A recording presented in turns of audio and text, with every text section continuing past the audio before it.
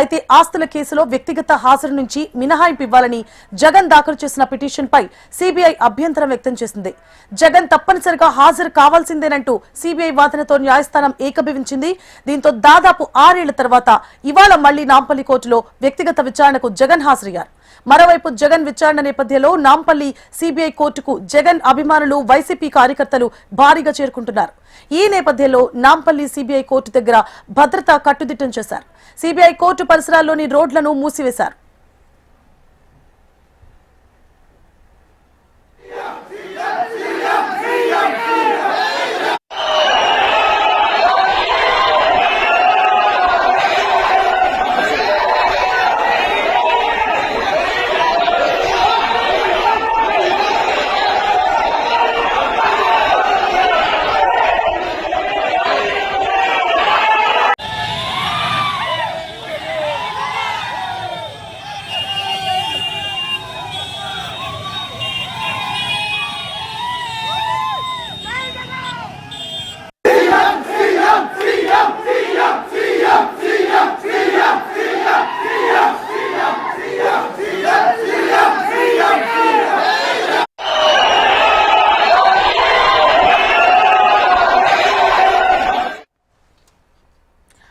Nampally CBI కోర్టుకు AP మాజీ CM Jagan చేరుకున్నారు. కాసేపట్లో ఆస్తుల కేసులో జగన్ విచారణ జరగనుంది.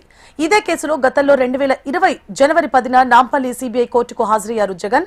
అయితే ఆస్తుల కేసులో వ్యక్తిగత హాజరు నుంచి మినహాయింపు ఇవ్వాలని జగన్ దాఖలు చేసిన పిటిషన్ పై సిబిఐ అభ్యంతరం వ్యక్తం చేసింది. జగన్ తప్పనిసరిగా హాజరు కావాల్సిందేనని సిబిఐ వాదనతో న్యాయస్థానం ఏకీభవించింది. దీంతో దాదాపు 6 ఏళ్ల తర్వాత ఇవాళ మళ్లీ నాంపల్లి కోర్టులో వ్యక్తిగత విచారణకు జగన్ హాజరయ్యారు. మరోవైపు జగన్ విచారణ నేపథ్యంలో నాంపల్లి సిబిఐ కోర్టుకు జగన్ అభిమానులు, వైసీపీ కార్యకర్తలు భారీగా చేరుకుంటున్నారు. ఈ నేపథ్యంలో నాంపల్లి సిబిఐ కోర్టు దగ్గర భద్రత కట్టుదిట్టం చేశారు. సిబిఐ కోర్టు పరిసరాల్లోని రోడ్లను మూసివేశారు.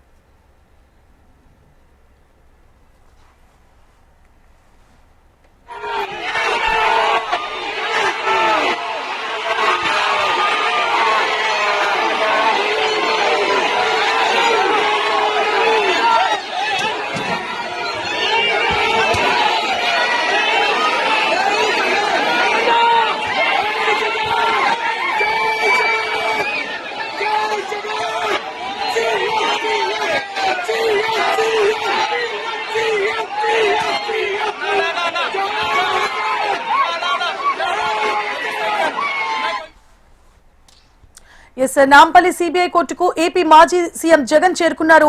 కాసేపట్లో ఆస్తుల కేసులో జగన్ విచారణ